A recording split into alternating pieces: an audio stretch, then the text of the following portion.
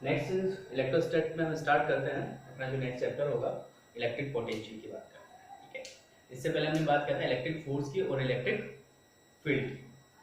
Electric potential से पहले हम ये देखते हैं या हम जो चार्ज का स्टडी कर रहे हैं, पहले हमने क्या स्टडी किया? पहले स्टडी किया एक चार्ज होता क्या है, फिर स्टडी किया कि उस चार्ज का जो इंटरेक्शन होगा वो किसी और चार्ज के साथ क्या रहेगा, मतलब इलेक्ट्रिक फोर्स करेगा।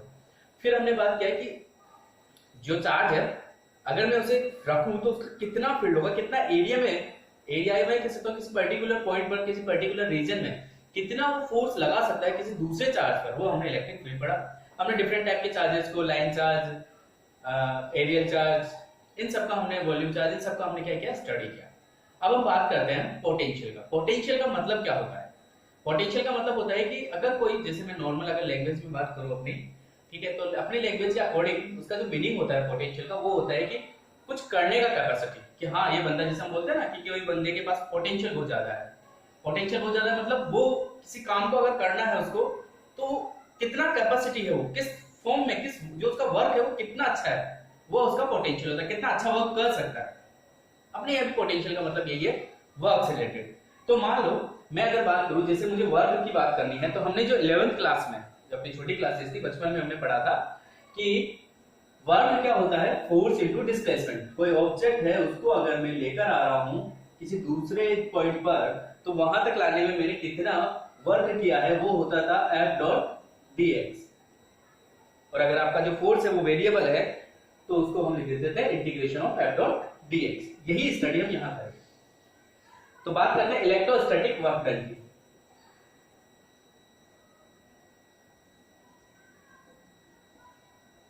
वर्क डन, हम इसे इलेक्ट्रिक वर्क डन भी बोल देते हैं। ठीक है, तो यहां पर मतलब क्या है इसका कि मान लीजिए मेरे पास एक कैपिटल Q चार्ज रखा हुआ है, तो ये कैपिटल Q चार्ज है, तो ये क्या करेगा? इलेक्ट्रिक फील्ड लगाएगा अपने सराउंडिंग में। मतलब अगर मैं कोई पॉजिटिव टेस्ट चार्ज को लेकर आता हूं, तो वो क्या करेगा? इसको फोर्स रख के लगाएगा। ऑब्वियस है, दोनों, चलो मैंने पॉजिटिव ले लिया कि ये प्लस Q था, ये टेस्ट चार्ज मैंने प्लस Q टेस्ट चार्ज में लेकर आ रहा हूं, तो क्या होगा? मैं कहीं दूर से इसको लेकर आ रहा हूं, तो ये फोर्स लगाएगा, ऐसा आने नहीं देगा। लेकिन हम तो मानेंगे नहीं, हमें तो लेकर आने का है। तो मैं जबरदस्ती इसको लेकर आ रहा हूं, तो मुझे क्या करना पड़ रहा है? वर्क करना पड़ रहा है, मतलब मुझे इसे एनर्जी देनी पड़ रही है। प्लस छोटे जो अपना स्मॉल Q चार्ज है, इसको मुझे एनर्जी देनी पड़ रही है।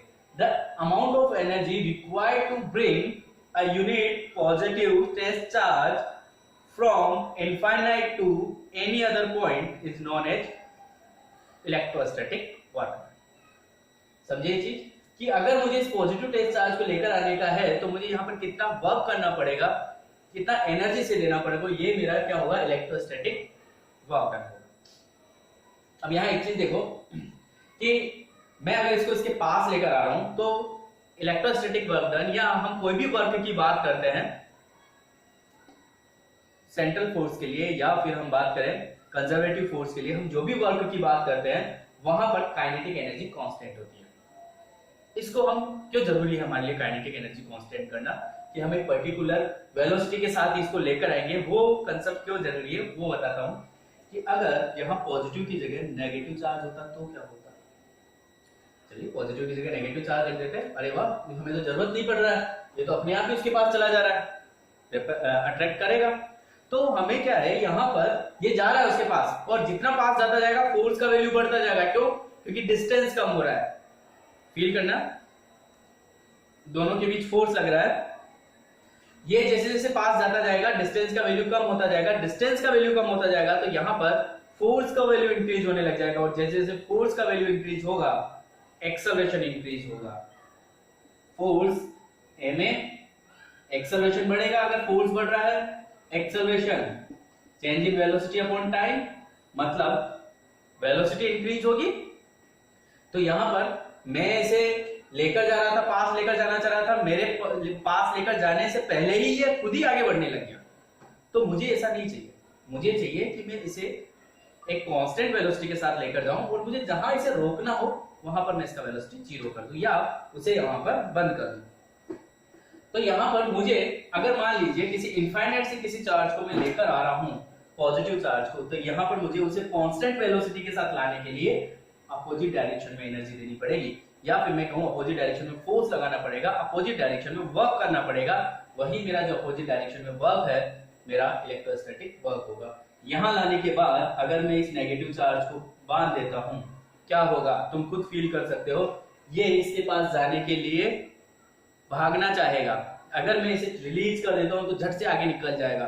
तो यहां पर इसके पास जो एनर्जी है इन दोनों की वजह से वो आपका क्या होता है, इलेक्ट्रोस्टैटिक वर्क डन होता है कि इतना एनर्जी का रिक्वायरमेंट है वो वहां निकल जाएगा। या मैं ऐसा कह सकता हूं, मैं दूर से इनफाइनाइट से इस पॉइंट तक इस चार्ज को लाने में मैंने जो वर्क किया है वही वर्क यहाँ पर स्टोर हो गया एनर्जी की फॉर्म में।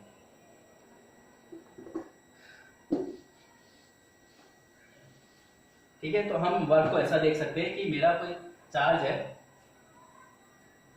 पॉजिटिव क्यू, यहां पर एक स्मॉल क्यू चार्ज है, पॉजिटिव ले लेते हैं। मुझे इस चार्ज को मैं इनफाइनाइट से लेकर आ रहा हूं, ठीक है, इनफाइनाइट से लेकर आ रहा हूं दूर से, और मैं इसे लाता हुआ यहां पर प्लेस कर देता हूं। ठीक है, पॉजिटिव क्यू चार्ज था उसे इनफाइनाइट से लेकर आ रहा हूं, यहां पर रख देता हूं, ये कोई पॉइंट पे P मान लेता हूं, इन दोनों के बीच अभी जो डिस्टेंस है वो आ रहा है। तो यहां पर जो आपका इलेक्ट्रोस्टैटिक वर्क डन होगा उसे देखो, work done from infinite two point P, जो कि क्या है फोर्स के रेस्पेक्ट में r डिस्टेंस पर है, तो आप लिख सकते हो F dot dr work done, force को क्या लिखोगे k q q upon r square dr from infinite to r, आगे यहां कर देता हूं work done k q q constant 1 upon r square का integration minus 1 upon r from infinite to r w equals to k q q। जब मैं r put करूंगा तो 1 by r minus infinite put करूंगा तो 1 अपॉन इनफाइनाइट मतलब 0, तो सिर्फ 1 बाय r बचेगा, तो ये क्या हो गया minus k q q upon r। कहां से, from infinite to r distance पर, इनफाइनाइट टू p पॉइंट तक लाने में। अगर मैं बोलूं फ्रॉम p टू इनफाइनाइट, बात तो एक ही है, ये यहां पर था, मुझे अगर इसे दूर लेकर जाना है, ठीक है, तो ये रेपेल करेगा, लेकिन मैं चाहता हूं कांस्टेंट वेलोसिटी के साथ दूर जाइए, तो वहां इसके लिए मुझे वर्क करना पड़ेगा, और वो जो वर्क होगा कुछ नहीं करना है, लिमिट चेंज कर देनी है r से इनफाइनाइट। चेंजेस क्या होगा, सिर्फ ये पॉजिटिव साइन हट जाएगा और क्या बचेगा k q अपॉन r। ये आपका वर्क डन का फॉर्मूला, ठीक है, देख लो इसे, कोई डाउट हो तो बताओ।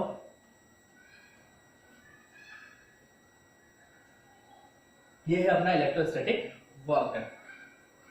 अब अगर आपको अपना 11th क्लास का ग्रेविटेशन चैप्टर याद है, तो वहां पर हमने क्या किया था, ग्रेविटेशन चैप्टर में हमने स्टडी किया था कंजर्वेटिव फोर्स। कंजर्वेटिव फोर्स मतलब वो फोर्स, एक जनरल लोकल लैंग्वेज में या लोकल समझने के लिए हम बात कर रहे हैं कि कंजर्वेटिव फोर्स क्या है। कंजर्वेटिव फोर्स है जिसमें जिस फोर्स की वजह से कोई भी एनर्जी का लॉस ना हो।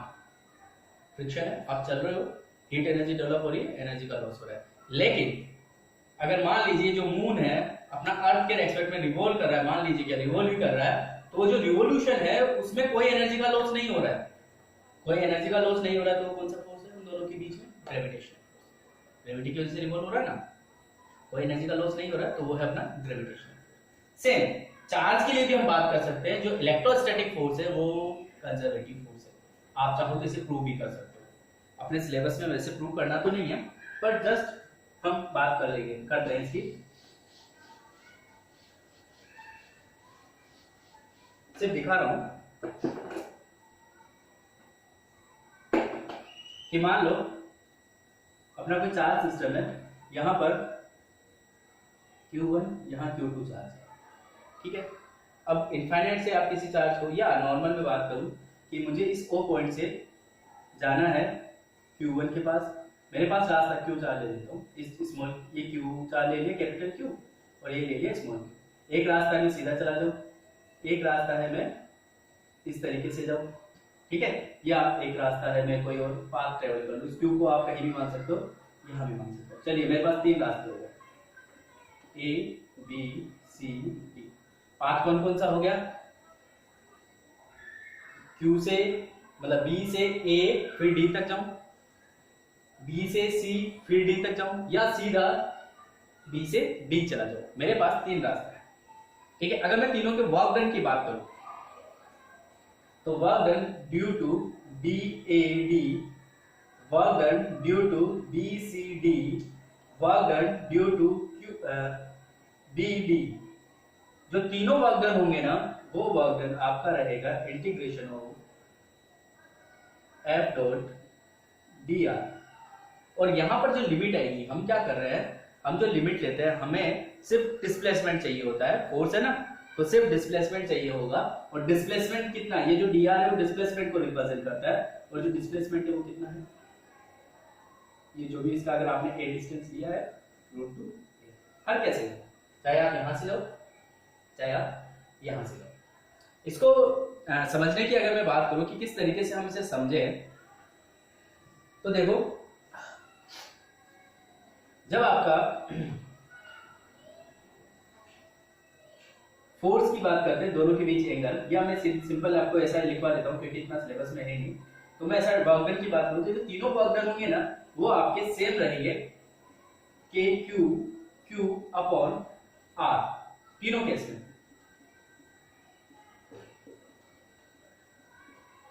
मतलब ये जो तीनों केसेस में है अपने पाथ पर डिपेंड नहीं कर रहा है, किस रास्ते से जा रहा है ये उस पर डिपेंड नहीं कर रहा है, ये सिर्फ और सिर्फ इस बात पर डिपेंड कर रहा है कि इनिशियल पॉइंट और फाइनल पॉइंट क्या थे। तो यहां से हमें कुछ चीज समझ में आ रही है, वो क्या है जो कि अपने लिए इंपॉर्टेंट है। फर्स्ट पॉइंट है electrostatic force is conservative force. क्यों कंजर्वेटिव फोर्स है, क्योंकि जो वर्क डन है वो पाथ पर डिपेंड नहीं कर रहा है। तो सेकंड पॉइंट अपना है इलेक्ट्रिक वर्क डन या electrostatic work done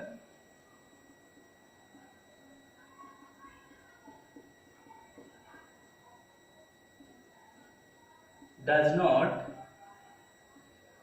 depend upon path. तो किस पर डिपेंड करता है, ये डिपेंड करता है, it depends only initial to final point, मतलब डिस्प्लेसमेंट पर। डिस्प्लेसमेंट पे डिपेंड करता है, इनिशियल टू फाइनल पॉइंट पर डिपेंड करता है, ठीक है। तो यहां पर आप सोच सकते हो या समझ सकते हो इस चीज को कि अगर मैं किसी साइक्लिक वर्क डन की बात करूं, साइक्लिक वर्क डन का मतलब क्या हो गया कि मेरा कोई चार्ज यहां पर रखा हुआ था, तो मैं इसे अगर घुमाकर वापस इसी पॉइंट पर लेकर आता हूं ना तो डिस्प्लेसमेंट कितना, 0। तो साइक्लिक वर्क डन जो होगा वो हमेशा और हमेशा क्या रहेगा, 0 रहेगा, ठीक है। तो अपने लिए इंपॉर्टेंट क्या था कि जो वर्क डन होता है वो पाथ पर डिपेंड नहीं करता है, सिर्फ पॉइंट पर डिपेंड करता है। और अपना जो इलेक्ट्रोस्टैटिक फोर्स हो गया वो कंजर्वेटिव फोर्स हो गया। Conservative force plus central force, मतलब चार्ज के सेंटर पे एक्ट करता है। हालांकि चार्ज का सेंटर हम कंसीडर नहीं करते हैं, पर फिर भी हम ऐसा मान सकते हैं कि अगर कोई स्फीयर है, स्फेरिकल बॉडी है, तो उसका जो पूरा का पूरा जो चार्ज होगा वो जो चार्ज आपका सेंटर पे रहेगा, ठीक है। ओके, अब आगे बात करते हैं इलेक्ट्रिक पोटेंशियल। इलेक्ट्रिक पोटेंशियल क्या है, बताया था ना कि पोटेंशियल का मतलब क्या होता है किसी भी पर्सन के लिए कि वो कितना वर्क कर सकता है, ठीक है, कितने वर्क की करने की उसमें हम कह सकते हैं कैपेसिटी है, कैपेसिटी कह सकते हो। तो इलेक्ट्रिक पोटेंशियल,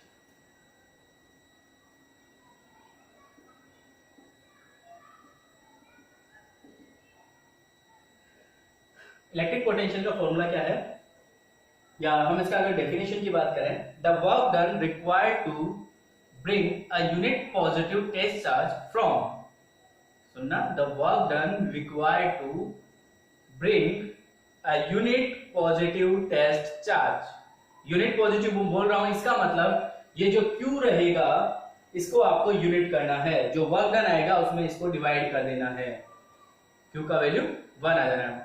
मतलब किसी भी अगर वर्क डन में मैं बाहर से जिस चार्ज को लेकर आ रहा हूं उसका वैल्यू 1 कर दूं तो वो जो वर्क डन होगा मेरा वो क्या रहेगा, पोटेंशियल रहेगा, the work required to bring a unit positive test charge, यहां पर इंपॉर्टेंट क्या है, यूनिट पॉजिटिव टेस्ट चार्ज, कि किसी यूनिट पॉजिटिव टेस्ट चार्ज को अगर मैं from infinite to any point, infinite से किसी पॉइंट तक लाने में मैंने जो काम किया, मैं जो वर्क कर रहा हूं किसके अगेंस्ट कर रहा हूं, यहां पर कोई कैपिटल क्यू चार्ज रखा हुआ था उसके अगेंस्ट वर्क कर रहा था, तो the work required to bring a unit positive test charge from infinite to any point against an electric field, तो मैं किसी इलेक्ट्रिक फील्ड के अगेंस्ट वर्क कर रहा था, this is known as electric potential.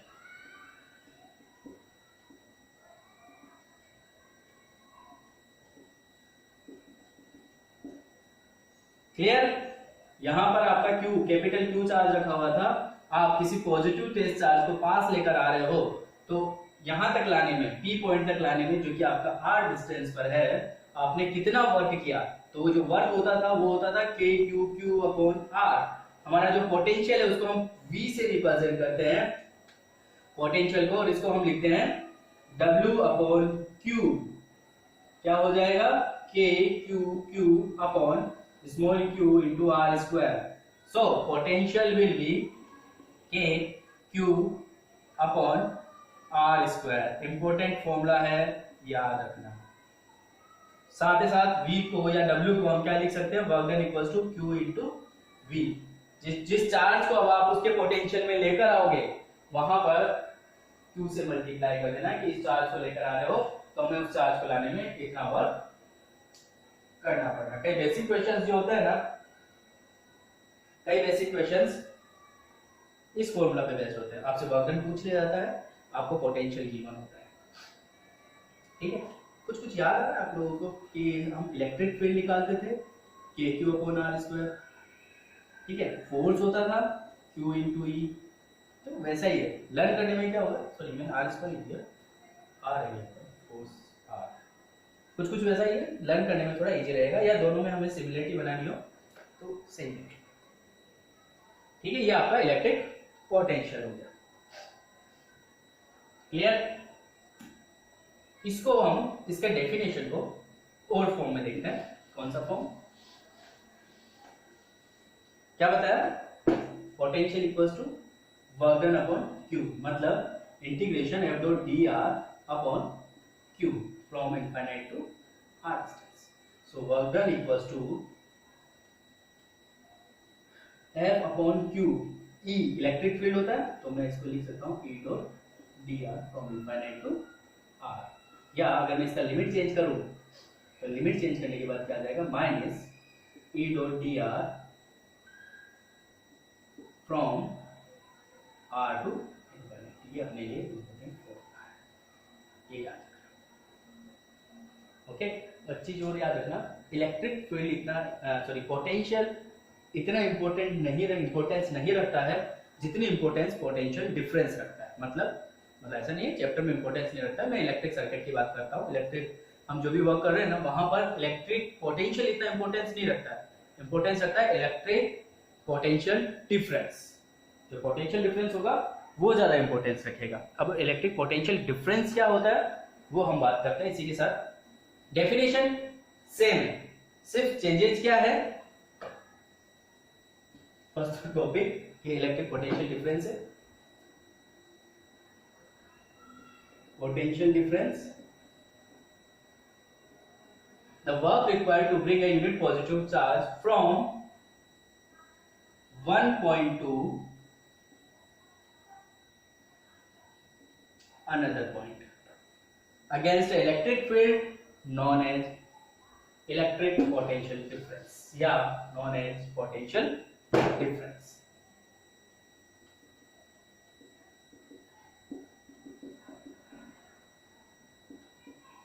ठीक है। तो यहां पर क्या हो जाएगा, V जैसे मान लो यहाँ पे क्यू चार्ज था, ठीक है, यहाँ इस क्यू चार्ज से इस पॉइंट पर, ए पॉइंट पर आपका स्मॉल क्यू चार्ज रखा हुआ है, आप इसे 1 से ए से बी तक लेकर आ रहे हैं प्लस क्यू को मूव करवाते हुए, तो इन दोनों के जो पोटेंशियल का जो डिफरेंस होगा वो आपका क्या रहेगा, इलेक्ट्रिक पोटेंशियल डिफरेंस रहेगा। सीधा फॉर्मूला लिख देता हूं मैं, अगर आपको मान लीजिए फाइंड करना है electric potential at B with respect to A, या electric potential difference between B and A या ए एंड बी, तो वो हो जाएगा B A minus B B equals to integration of A to B minus sign E dot D R, ये आपका potential difference है, ठीक है।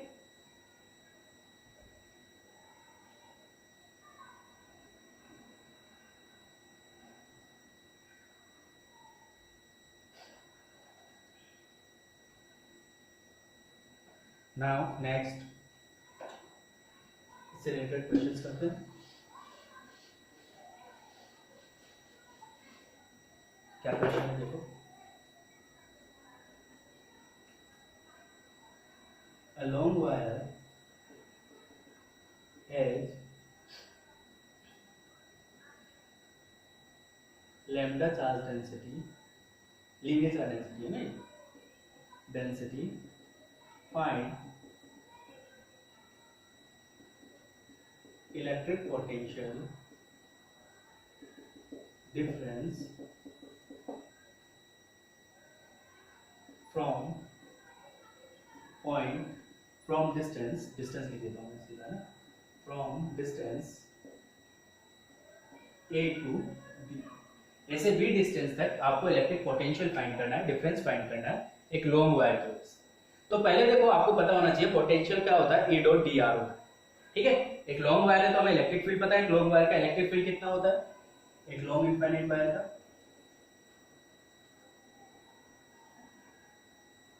आपका जो चार्ज था वो यहाँ था ए, और वो मूव करता हुआ यहाँ तक आ गया, ठीक है। तो आपको फाइंड करना, तो हम इलेक्ट्रिक फील्ड, अब इलेक्ट्रिक फील्ड जो होता था किसी भी एक इनफाइनाइट वायर का, वो होता था 2k लैम्डा अपॉन आर, मतलब इलेक्ट्रिक फील्ड डिपेंड कर रहा है आर पर।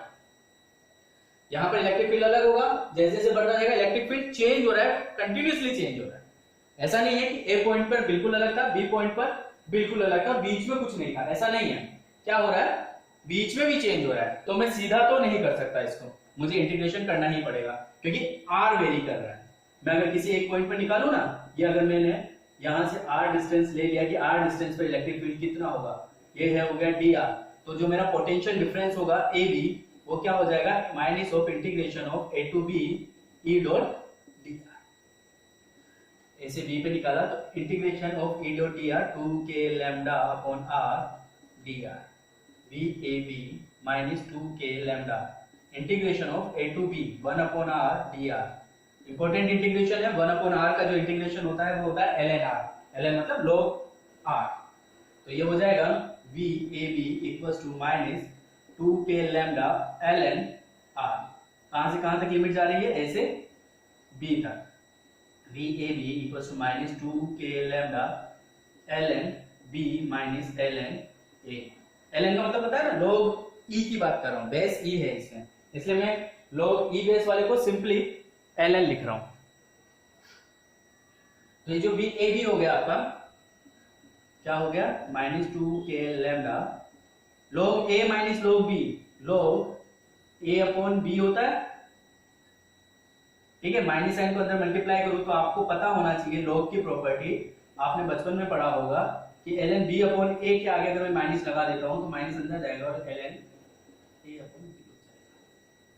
तो इस माइनस को मैं अंदर मल्टीप्लाई कर देता हूं। देख लो, सॉल्व कर लो, देखो इसमें कुछ डाउट आ रहा है, कहीं पर कुछ स्टेप में प्रॉब्लम लग रहा हो।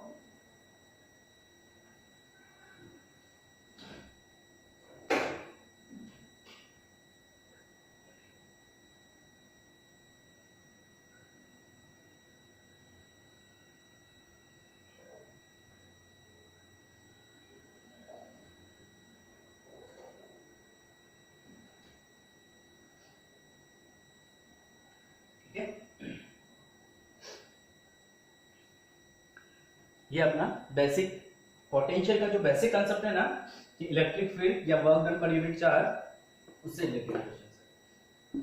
तो अगर डिस्टेंस वेरी कर रहा हो, चार्ज वेरी कर रहा हो, मतलब इलेक्ट्रिक फील्ड वेरी कर रहा हो, तो हम सीधा ये वाला फॉर्मूला यूज कर सकते हैं।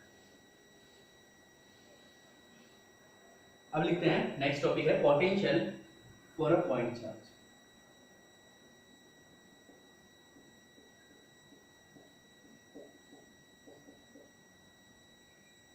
एक पॉइंट चार्ज के लिए यहाँ पर Q चार्ज है, तो इसका R डिस्टेंस पर कितना पोटेंशियल होगा वो हम लोगों ने भी देखा था कि जो पोटेंशियल होता था V क्या होता था, integration of E dot D R, E को आप क्या लिखते हो K Q upon R D R, K Q upon R square, तो ये क्या हो जाएगा माइनस के क्यू 1 अपॉन आर, माइनस बाहर ले लो और अगर नहीं चाहते हो तो अंदर ले लो, चलेगा, कोई दिक्कत नहीं है।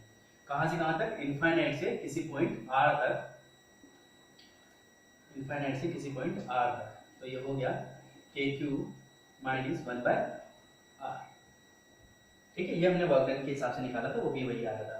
और ये तो है इनफाइनाइट से R तक, अगर हम बात करें फ्रॉम R टू इनफाइनाइट तो माइनस साइन रिमूव हो जाएगा और आपका क्या आ जाएगा के क्यू बाय आर।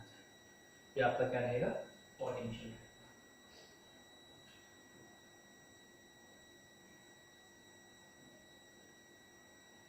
सेम ये तो था एक पॉइंट चार्ज की वजह से। अगर कई सारे चार्जेस हो तो अब पोटेंशियल जो होता है ना, हम इसका यूनिट देखते हैं इसमें, है ना। तो इसका जो यूनिट होगा वो क्या होगा,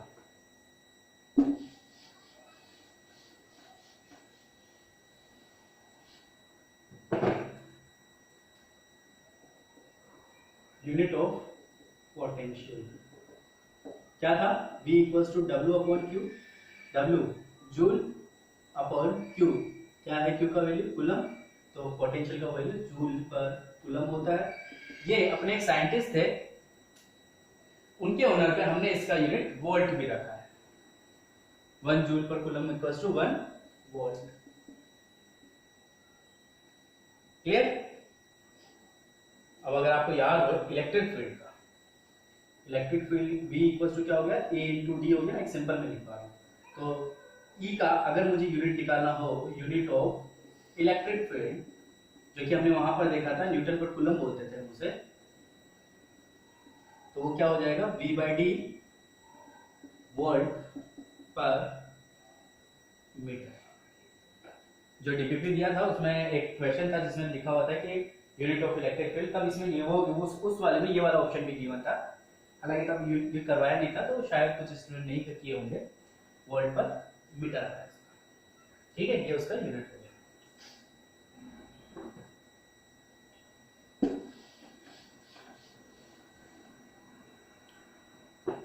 पोटेंशियल क्या था, work done per unit charge. तो वर्क डन क्या है, स्केलर क्वांटिटी, चार्ज क्या है, चार्ज तो डिवाइड हो रहा है, कोई मतलब नहीं है, वो भी क्या है स्केलर क्वांटिटी। तो आपका स्केलर क्वांटिटी है, तो जो आपका पोटेंशियल होगा वो भी क्या रहेगा स्केलर क्वांटिटी। आप लिख सकते हो V, या कि जो कि इसका नाम अपना क्या है potential, is a scalar quantity. ठीक है, पोटेंशियल आपका क्या रहेगा स्केलर क्वांटिटी, मतलब किसी पे डिपेंड नहीं करेगा डायरेक्शन में, सिंपली आपको ऐड कर देना। इलेक्ट्रिक फील्ड में तो हम क्या करते थे, इलेक्ट्रिक फील्ड में तो हम उसके कंपोनेंट्स निकालते थे इलेक्ट्रिक फील्ड के, कि एक्स में निकाल दो, वाई में निकाल दो, फिर रिजल्टेंट निकाल दो। यहाँ ऐसा कुछ नहीं है, यहाँ सिंपल ऐड करना है, अलजेब्रिक सम होगा। इसको नेक्स्ट टॉपिक यही अपना potential due to N charges. अगर एन चार्जेस है ना, जैसे यहाँ पर Q1 रखा हुआ है, यहाँ Q2 रखा हुआ है, यहाँ Q3, यहाँ Q4, और इस P पॉइंट पर आपको इलेक्ट्रिक पोटेंशियल फाइंड करना है। तो जो इलेक्ट्रिक पोटेंशियल होगा वो V1 plus V2 plus V3 plus Vn की वजह से होगा, जो क्या हो जाएगा के Q1 अपॉन R1 प्लस के Q2 अपॉन R2 प्लस के Qn अपॉन Rn।